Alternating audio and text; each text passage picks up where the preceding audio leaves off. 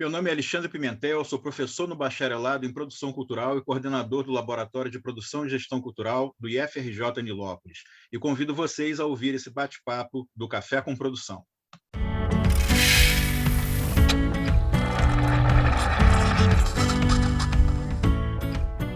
No episódio de hoje, iremos conversar sobre o que são direitos autorais e quais as implicações de não se levar a sério essa temática. Junto comigo aqui, nesse bate-papo, teremos a Camila Wolff, que é aluna do curso de Produção Cultural. Oi, gente, eu sou a Camila, eu tenho 25 anos, eu sou estudante de Produção Cultural do 7º período, e no curso, a gente realmente tem muitas dúvidas em relação a direitos autorais, porque a gente tem essa matéria, mas ela é optativa e ela não é colocada para a gente em todos os semestres. Então, a nossa convidada de hoje, especial, vai ser a Carolina Bassim. Carolina é advogada, especializada em propriedade intelectual e proteção autoral, com experiência de atuação no suporte jurídico ao mercado de produção cultural, incluindo teatro, edição de livros, música, audiovisual e mídias digitais. Membro efetivo da Comissão de Privacidade e Proteção de Dados e da Comissão de Direitos Autorais, Direitos Imateriais e Entretenimento da OAB-RJ. Carolina, boa tarde. Conta um pouquinho para a gente sobre você e sobre o trabalho que você desenvolve. Gente, primeiro, boa tarde. Quero primeiro agradecer o convite, né? Como você já descreveu aí, né? Eu sou advogada. Na verdade, assim, eu gosto de dizer que eu sou atriz/advogada, né? Porque acho que todo advogado que trabalha com essa área tem um pezinho na arte, né? Eu fiz a formação como atriz e como advogada e acabei aí migrando para atuar no suporte jurídico da produção de conteúdo como um todo, né? E aí, desde então, já trabalhei em alguns escritórios grandes na área e já de uns anos para cá tenho o meu próprio escritório e faço esse trabalho de suporte, né? Suporte jurídico, não só ao produtor dentro do contexto de um projeto, por exemplo, como ao artista, como aquele que quer utilizar o conteúdo do artista, como a eventuais patrocinadores. Então, eu acabo atuando dentro dessa grande cadeia produtiva, né? Que é a produção cultural, que tem várias interfaces, né, e vários desdobramentos jurídicos. E é um prazer estar aqui hoje. Obrigado. A gente está aqui na sequência, então. A Camila vai fazer uma pergunta, então, para você. Carolina, direitos autorais é um assunto super importante. Como eu disse, ele não é muito tratado no nosso curso, só sendo uma optativa. Eu queria que você falasse um pouco mais sobre os direitos autorais e sobre a Lei 9.610/98. Tá ótimo. Na verdade, assim, um comentário até preliminar, ela é optativa até nas faculdades de Direito, né? O que eu acho um grande engano, porque hoje, se a gente parar para pensar, o direito ele regulamenta as relações da sociedade e não há nada mais presente na nossa vida do que o consumo de conteúdo criativo, né, produzido. Então, na verdade, ter o conhecimento de direito autoral deveria ser algo tão importante quanto qualquer outra área do direito, né? O direito autoral ele está dentro de um grande guarda-chuva que é a propriedade intelectual, né? A propriedade intelectual é aquele ramo do direito que cuida de todas as invenções humanas, tudo que a mente eu gosto até de falar a alma humana cria, porque até está na lei que o direito autoral protege as criações do espírito, né? Então, o direito de propriedade intelectual ele é destinado a proteger toda a criação e invenção humana, né? E ele é dividido em dois grandes setores, que é o direito autoral, que é o que a gente vai conversar aqui hoje, que é o que cuida justamente das criações de cunho artístico, né? Da alma, do espírito, e o direito de propriedade industrial, né, que também está no campo da invenção, mas é aquela invenção que tem um caráter mais utilitário, né? E aí é que entram as marcas, as patentes, os modelos utilitários, né? É importante também, aí daria uma outra conversa, a gente falar sobre marca, que é uma coisa que é bastante da realidade da produção cultural também. Mas nesse papo aqui de hoje, direito autoral, vale também esclarecer, né, que o direito autoral ele é regido por essa lei que você falou, a 9.610. A propriedade industrial tem uma lei própria, né, que é a 9.279, de 96. E dentro do direito autoral, a gente vai trabalhar 3 ramos do direito, que é o direito de autor, que é daquele que cria efetivamente, o direito conexo, muita gente confunde um com o outro, o direito conexo é aquele direito do intérprete musical, do ator, na hora que ele está ali encenando alguma coisa. Quer dizer, ele não necessariamente criou aquilo, mas ele é titular do seu direito próprio de interpretação, né? Então, tem os direitos conexos ao autor, né?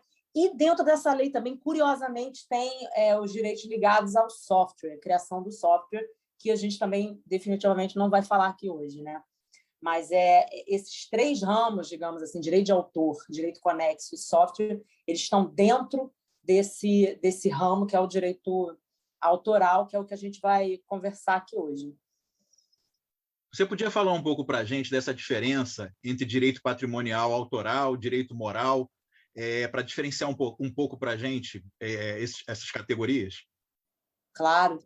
Então, o direito autoral ele tem uma discussão doutrinária muito grande da natureza dele, porque ele tem, digamos assim, uma pegada bem patrimonial mesmo, ou seja, quando você cria uma obra, você pode usufruir, né? Fruir, dispor, vender, alugar. É igual como se fosse um bem material mesmo, né? Aquela obra ela te gera, digamos assim, um retorno material, físico e financeiro, né? Mas, ao mesmo tempo, uma criação ela carrega dentro dela um pedaço da alma do autor, né? Existe ali então, ela tem um cunho também que a gente chama de direito da personalidade, direito pessoal, né? Então, vejamos, vamos pegar aqui um exemplo. Vamos supor que eu crio uma música, uma canção, em homenagem à minha filha, né? E essa canção ela vira um sucesso, ela vira abertura da novela da Globo, né? Eu vou ganhar ali um royalty em cima daquilo, eu vou poder gerar dinheiro com aquela música. Mas existe um direito meu sobre aquela música, que é um direito que a gente chama do direito da paternidade. Aquela música é uma criação minha, é uma cria minha. Ou seja, eu tenho direito de não deixar que uma pessoa faça com aquela canção algum uso que eu considere indevido, que eu considere que afronte aquele meu pedaço da minha alma, digamos assim, que eu coloquei dentro daquela canção, né? Por isso que a gente diz, por exemplo, que os direitos patrimoniais eles são passíveis de cessão, eles são passíveis de licença, né? Eles são alienáveis, né? Você pode negociá-los, né? E eles são basicamente, eles estão previstos no artigo 28 da lei, e é exatamente isso, é o direito de utilizar, fruir e dispor da sua obra literária, artística ou científica, né? Já o direito moral ele tem um caráter mesmo ligado à tutela da personalidade do próprio autor. Ele tem um caráter extrapatrimonial, ele tem um caráter irrenunciável, né? Ou seja, mesmo que eu faça o maior contrato, que eu venda todos os meus direitos, o direito moral ele nunca é vendido. E aí, quais são os principais assim, aspectos, as principais manifestações do direito moral do autor? O primeiro deles eu já falei, que é o de reivindicar a qualquer tempo a autoria daquela obra e de ter o seu nome, pseudônimo, ligado àquela obra, que é o que a gente chama comumente de direito de crédito, né? E aí, dentro do direito de crédito, eu tenho o direito de botar o meu nome ou não, eu posso botar um pseudônimo ou posso querer que aquela obra vá sem um nome, né? É um direito meu.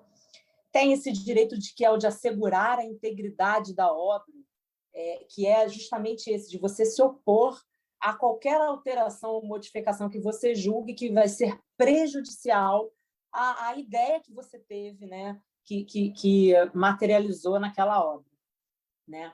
E tem esse direito de retirar de circulação uma obra se eu considerar que aquele uso está sendo assim, feito de forma que, de alguma maneira, afronte a reputação ou a minha imagem. Claro que isso, assim, no direito, isso é muito subjetivo, né? Por exemplo, eu não posso firmar um contrato e vender os direitos da minha música e daqui a 2 meses me dá na telha e eu resolvo mandar tirar. Claro que assim, tudo no direito, todo direito que é exercido, ele tem que ser feito um sistema de pesos e contrapesos de ponderação, né? Há que se ter o bom senso, se respeitar o direito de terceiros. Não é assim, não é dar na veneta do autor ele manda tirar, não é isso. Mas é claro que assim é uma linha fina entre o que você pode ou não fazer com a obra de autor, ainda que ele tenha te cedido. Porque é como se ele tivesse um vínculo eterno com aquela obra, né? A obra ela está ligada à personalidade do autor. E aí, só uma última observação, não sei se eu já passei aqui, me estendi muito, que é importante a gente situar o Brasil dentro do cenário internacional do direito, né? A gente tem hoje duas grandes escolas jurídicas que regem os direitos autorais no mundo. Uma é a nascida na Inglaterra, que é adotada pelos Estados Unidos, que é a que a gente conhece como do copyright, e a outra é adotada na França, que eu não vou saber falar a tradução, mas é direito de autor em francês. Essa escola da França, que é a escola que o Brasil segue, que é a escola que a nossa lei segue, ela visa muito a proteção da pessoa do autor. Então, é uma lei extremamente rígida.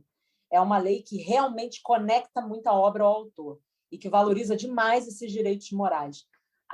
Já a lei norte-americana, a lei britânica do copyright, ela é muito mais fluida, né? Ela dá uma flexibilidade de utilização muito grande para as obras, né? Então, ela tem esse liame, ele é mais frágil, digamos assim. A obra ela tem uma vida própria, mais rapidamente assimilada, digamos assim, do que no direito francês. Mas, de todo modo, no Brasil, o que vigora é isso. Assim, é até importante a gente estar falando isso quando você for fazer um contrato de cessão de direitos, por exemplo, patrimoniais, você nunca cede o crédito, tá? O crédito ele é inalienável, então você sempre, para todo sempre, terá o direito de ter o seu nome ligado àquela obra. E se aquela pessoa para quem você vendeu aquele direito não colocar o seu nome, você pode, inclusive, entrar com uma ação, porque ele está infringindo um direito moral seu de autor. Uma dúvida frequente que tem na produção cultural para os produtores é saber o que não é protegido pela lei dos direitos autorais. Você podia falar um pouco sobre isso para a gente? Posso. Na verdade, assim, a lei, quando a gente vai ver lá, ela tem o rol do que é protegido, que é um monte de coisa, né?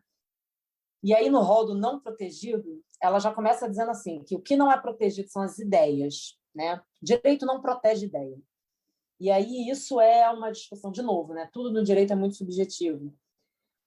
Vou dar um exemplo prático que eu sempre dou nas minhas aulas. Assim, você está numa mesa de bar com seus amigos, você tem uma ideia de um roteiro, né? E aí você conta ali aquele roteiro naquela mesa. Se alguém dali pegar aquela ideia e materializar aquela ideia, transformar aquilo num roteiro, numa coisa e levar adiante, você, infelizmente, você que deu a ideia não vai ter direito a nada, porque é isso, né? O direito ele não protege a ideia. A ideia ela precisa se materializar. E aí tem que tomar um cuidado para não confundir. Materializar não significa que ela tem que virar um livro, porque essa é outra confusão muito grande que as pessoas têm. Por exemplo, eu comprei um livro. É meu o livro, certo? Estou aqui segurando meu livrinho. Posso tirar a cópia dele e sair distribuindo o livro? É meu, eu paguei lá, fui lá na Saraiva e comprei meu livro. Não, o que você comprou foi o bem corpóreo, o suporte que contém aquela obra literária, né? O que é protegido pelo direito autoral é a obra literária, e não o bem corpóreo livro, né? Então, assim, quando eu digo que o direito não protege a ideia que ela precisa ser incorporada, não significa que ela precisa ir para um bem corpóreo, material, um suporte físico, mas ela precisa ganhar um corpo de obra. Então, por exemplo, eu tenho uma ideia de um roteiro. Eu chego em casa, contei lá na mesa de bar a minha ideia, chega em casa, anota os bullet points, os pontos principais no guardanapo, na mesa de bar, chega em casa, senta na frente do seu computador e faz um argumento ali inicial, sabe? Um esboço mesmo, um resumão do que você falou. Dá um corpo para aquela sua ideia dita na mesa, né? E aí, a partir dali, você manda para alguns amigos que você conhece de confiança, manda por e-mail, só para deixar registrada a data. Transforma aquilo em algo material, para que aquilo saia do campo das ideias e vire uma obra. Aí vai falar assim, então quer dizer, Carol, que eu tenho que registrar para ter o direito? Isso é outra confusão. Não. A marca, como eu falei lá no início, a marca, sim, o direito da marca ele nasce com registro. O direito autoral, não. Ele nasce com o nascimento da obra. O que o registro faz é que ele comprova a anterioridade. Então, por exemplo, se amanhã ou depois alguém vir discutir comigo, pô, mas essa ideia aqui já era minha, eu já tive.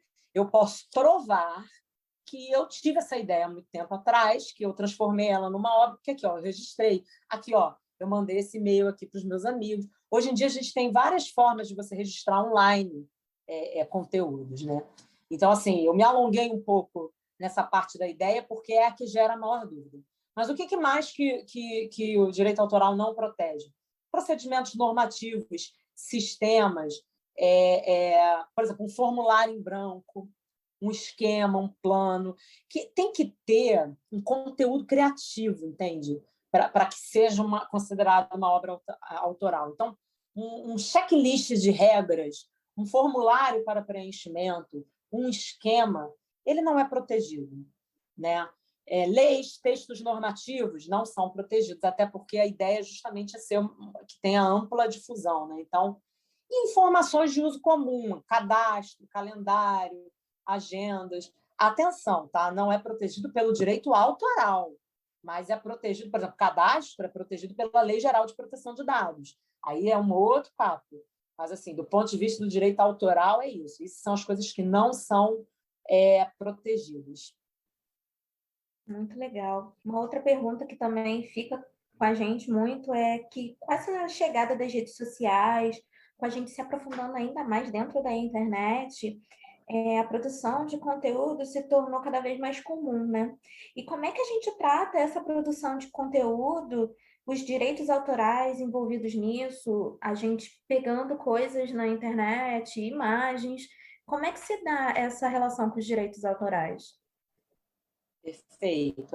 Na verdade, a internet ela trouxe um desafio enorme, né? E agora, com essa questão da pandemia, a gente está tendo bastante dificuldade de fazer essa... Porque se era uma coisa que já era muito difundida agora com a pandemia, por exemplo, a questão das aulas online, né? Antigamente, por exemplo, você tem exceções na legislação que permite você utilizar determinados conteúdos dentro de sala de aula para fins acadêmicos.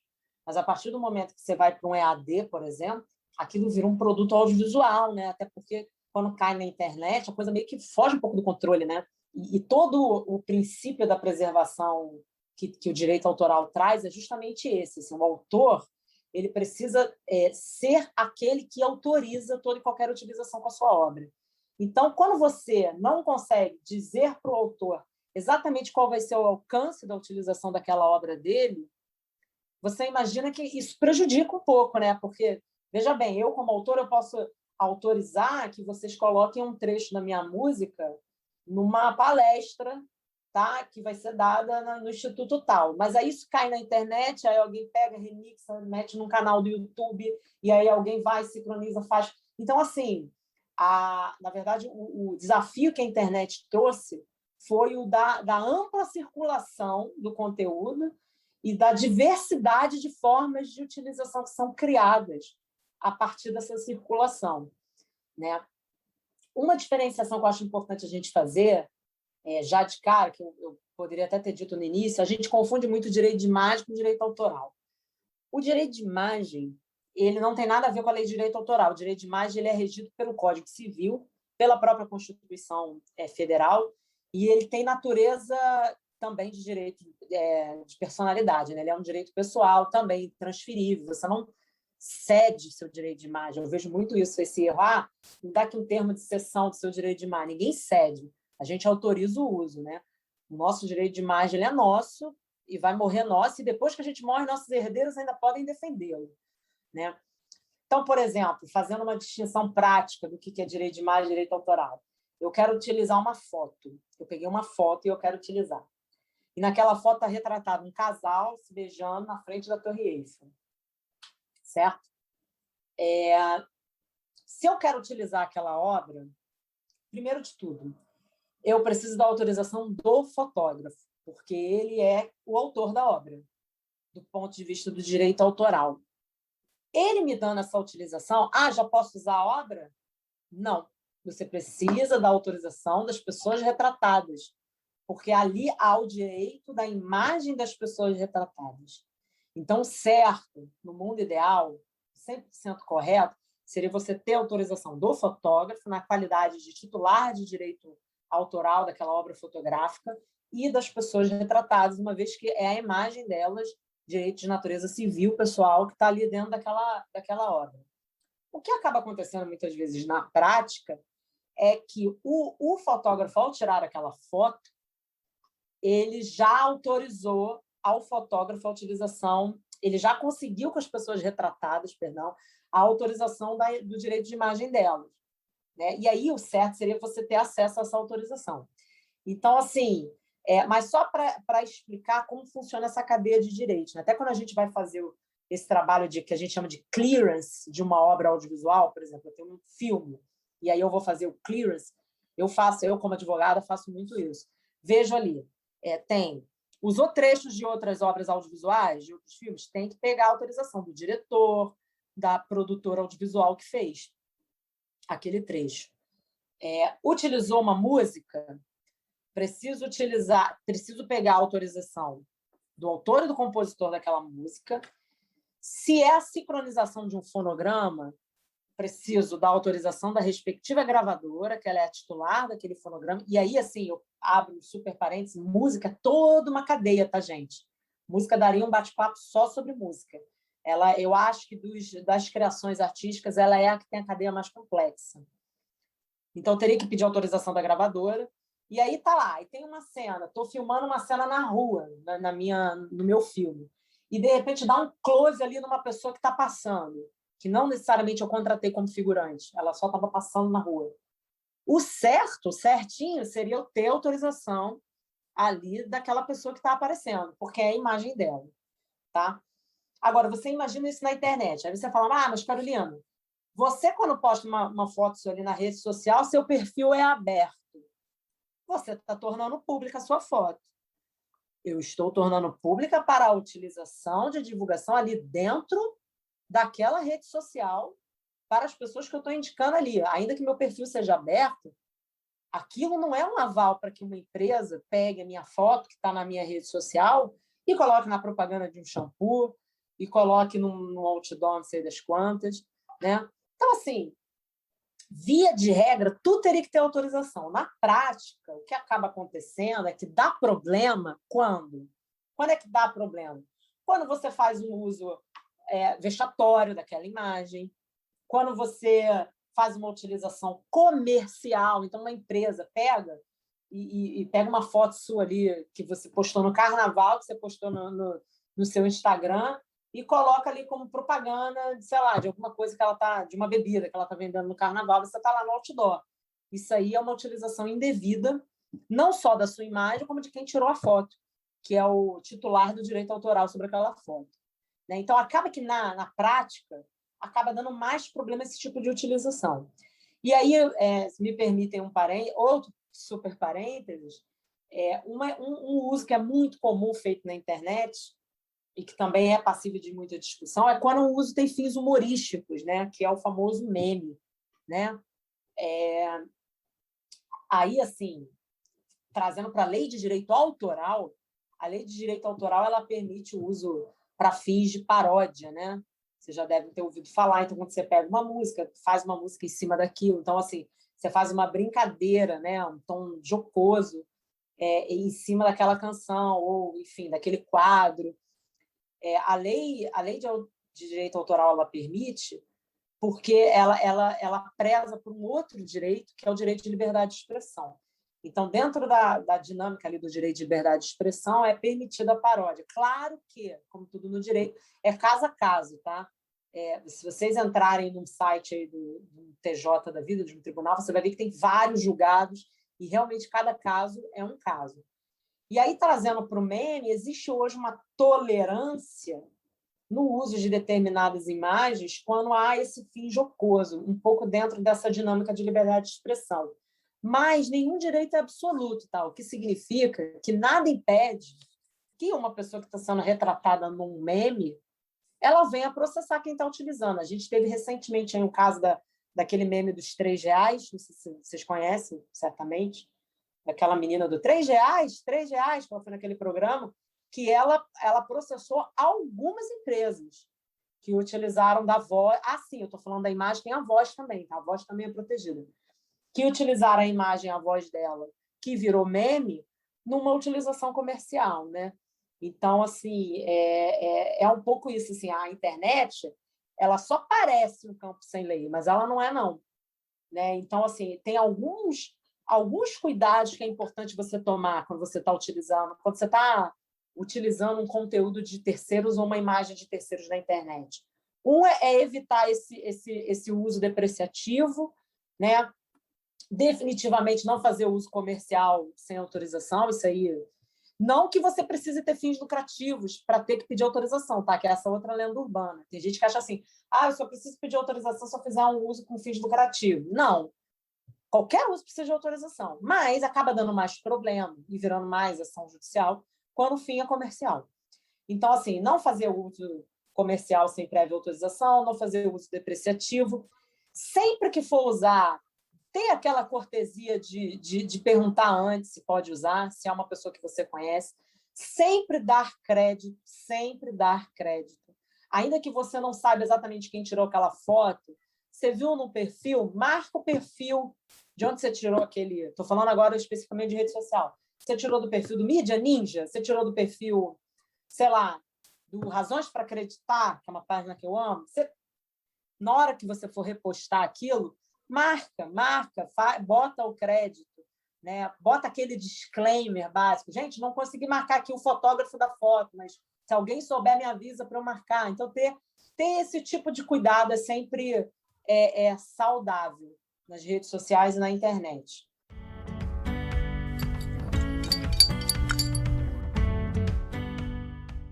Maravilha.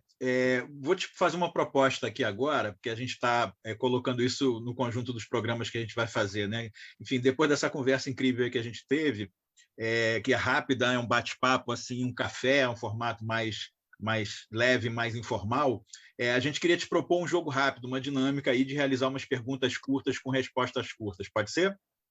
Pode, claro. Então, vamos lá. Sou DJ nas festas de família. Tenho que pagar direitos autorais?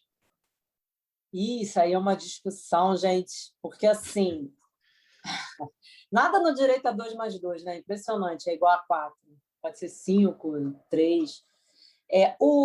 Lá na lei de direitos autorais, tem as hipóteses que falam assim, olha, isso aqui não é ofensa ao direito autoral, então isso aqui você pode utilizar sem fins lucrativos, tá? Perdão, você pode utilizar sem pedir autorização. Aí tem lá, né? Por exemplo, esse exemplo que eu usei, quando você vai utilizar estritamente para fins acadêmicos dentro de um estabelecimento de ensino, ou o famoso pequenos trechos, quando aquilo não prejudica a obra original, ou quando você vai fazer utilizar aquela obra como uma citação. Enfim, tem lá as exceções. E uma das exceções fala assim, que você pode fazer representação teatral ou execução musical quando ela é realizada no recesso familiar. E aí, você que lute para entender o que a lei quis dizer com isso. Porque, assim, a meu ver, tá? A meu ver, uma festa de família é um recesso familiar.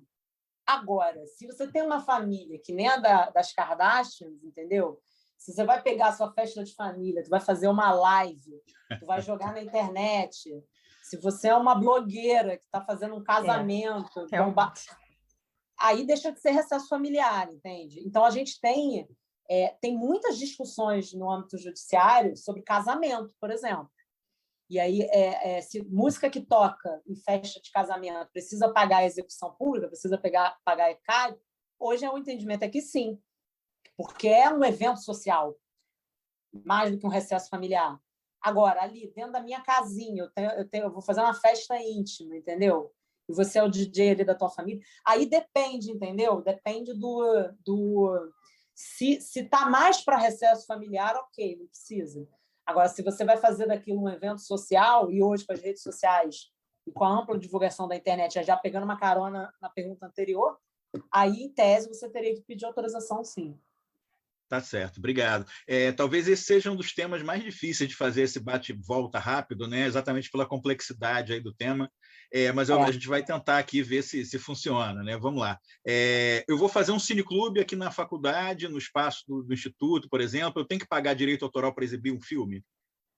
Então, já o Cineclube, se não vai para nenhuma plataforma de AD, né, se não vai para nenhum formato online, vai ser feito dentro da escola, dentro do estabelecimento, dentro da faculdade, e tem ali um fim acadêmico, o meu entendimento é que não precisa, porque aí eu acho que está claro que está ali com uma finalidade acadêmica, né? Agora, se pode dar algum tipo de confusão, por exemplo, é aberto ao público, assim, é um cineclube que vocês divulgam lá nas redes sociais e pode aparecer qualquer pessoa, ou é uma atividade estritamente didática para os alunos do tal curso? Entendeu? Se é uma coisa ali que está dentro da grade acadêmica, a gente considera... É igual um professor que passa um filme dentro de sala de aula, ele não precisa pedir autorização nenhuma. Um cineclube, se está dentro de uma proposta acadêmica, dentro de uma instituição e é voltado ali para aqueles alunos, eu entendo como uma atividade acadêmica. Só que se vai virar uma atividade aberta a público, aí já vira uma outra coisa, entendeu? Se for uma atividade de extensão, por exemplo, aberta a um público mais amplo, no seu entendimento, teria que pedir? No meu entendimento, teria que pedir, embora acho pouquíssimo provável de dar um problema, sabe? Mas, assim, no meu entendimento, teria que pedir. Mas a chance de dar um problema é muito pequena, ainda mais se não tiver uma projeção, uma proporção muito grande, né? Mas eu não posso dizer que estaria assim, 100% abarcado na exceção legal, entendeu? Vamos lá. Fui processado por uso indevido e não tenho como pagar pelos direitos autorais. O que eu faço? Aí, geralmente, tirar de circulação já resolve, né? A menos que você, com esse teu uso indevido, você tenha ferido algum outro direito. Né? Então, por exemplo, se você, com esse teu uso, no período que você utilizou indevidamente, você oferiu algum tipo de lucro, aí provavelmente você vai ter que devolver parte desse lucro. Se você fez um uso indevido assim, e trouxe algum tipo de dano, fez alguma ofensa à honra, enfim, a gente vê aí vários casos, né, de condenações, mas aí é importante assim, a gente lembrar que são casos assim, que acabam acontecendo com pessoas mais públicas e notórias, né? Uma coisa é eu chegar ali, eu na fila do pão, quem sou eu, falar alguma coisa, outra coisa é um youtuber com 1 milhão de seguidores falar alguma coisa no canal dele. Tudo é a projeção, né? Mas, assim, se você, com essa tua utilização, feriu outros direitos, pode ser que o juiz ali, na análise daquele caso, ele arbitre ali alguma indenização para fins de dano moral.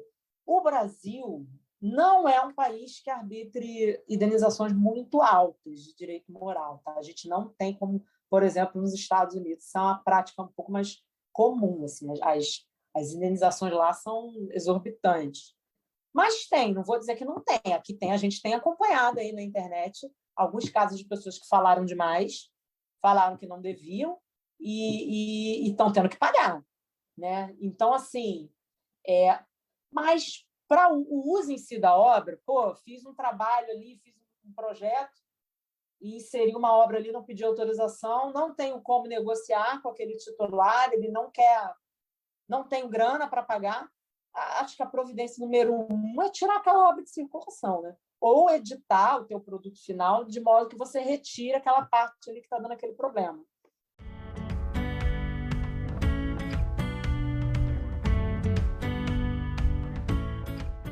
Carolina, eu queria te agradecer imensamente pela tua disponibilidade. O formato do programa é um programa curto, esse tema é um tema que nos interessa muito, é bastante complexo, com certeza a gente vai pensar em outros momentos aí para essa discussão ser aprofundada. Né?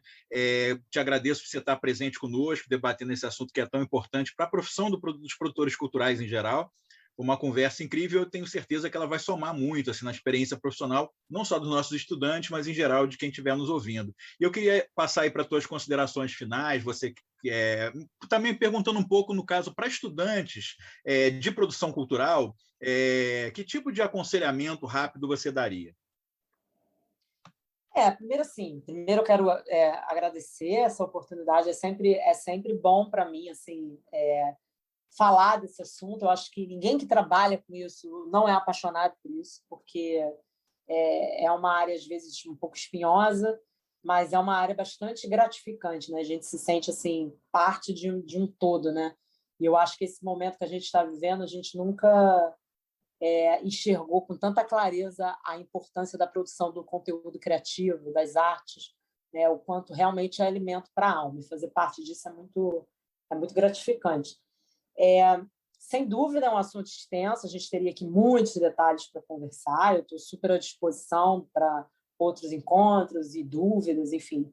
E a minha orientação, digamos assim, a minha dica, hoje a gente tem conteúdos bem bacanas, assim, a gente tem muitos podcasts até voltados para a área de autoral, a gente tem artigos, né? A gente tem muitos profissionais hoje, assim, direito autoral há 20 anos atrás era ainda uma área muito obscura no direito, digamos assim, uma área pouco explorada. Quem tinha advogado de direito autoral eram as grandes gravadoras, as grandes emissoras.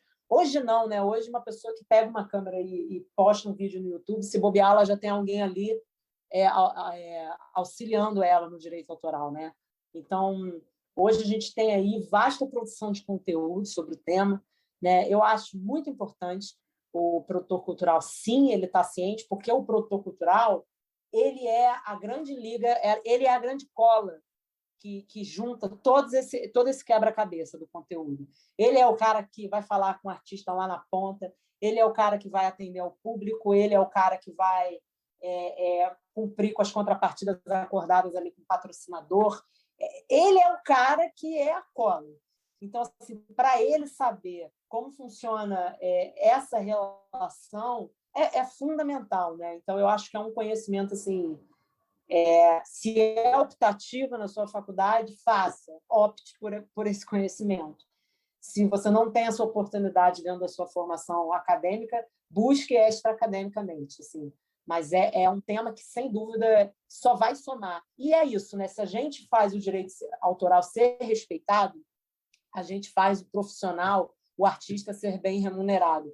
E o artista sendo bem remunerado, ele vai continuar produzindo, né? Então, o direito autoral, na verdade, ele é quase que uma ferramenta de sobrevivência da própria produção da cultura, né? Muito mais do que, ai, que chato, eu tenho que saber se eu tenho que pedir autorização a pagar. Mas se a gente entende que aquilo dali é o combustível, é o fomento, é o que alimenta a produção daquele conteúdo, é do interesse de todos que o artista receba bem, né? Que ele ganhe pelo que ele produziu, né? Então, a minha dica é essa. Muito obrigada, Carolina. Muito obrigada a todo mundo que está aqui ouvindo a gente. E nos acompanhem nas redes sociais para saber os próximos episódios. E até a próxima. Obrigado, Carolina, mais uma vez. Esse é um projeto aqui que a gente está fazendo pelo Laboratório de Produção e Gestão Cultural, do Bacharelado de Produção Cultural do IFRJ Nilópolis, em parceria aqui com a Turma de Desenvolvimento Orientado de Projeto. Então, mais uma vez, a gente queria agradecer a Carolina Bassim por ter compartilhado esse tempo dela aí com a gente e compartilhado esses conhecimentos. Obrigado e assistam os nossos próximos programas. Abraços.